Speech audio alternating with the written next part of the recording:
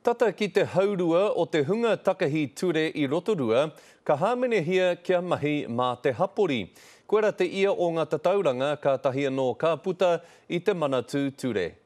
O te iwarau neke atu I hāmenehia, e whārau rima te kaumārua I taka anō ki te he, nā te aro kore ki ngā ture I whakatauhia ki runga I a rātau. Hei tā lui te kani he roia mo etahi o auahunga, he take tēnei ka tika me ata tirohia anō. There are a number of reasons why people breach. And really, I think it's a question of being able to manage that and for community corrections to identify and say to the courts he's breached or she's breached for whatever reason. And whether or not a harsher penalty is required, that's really up to the presiding judge. Te whakahaua etahi, ara me whakakahahia ake ko ngā hāmene ki runga I auahunga, me mauherehia rānei ki ngā whare here o te motu.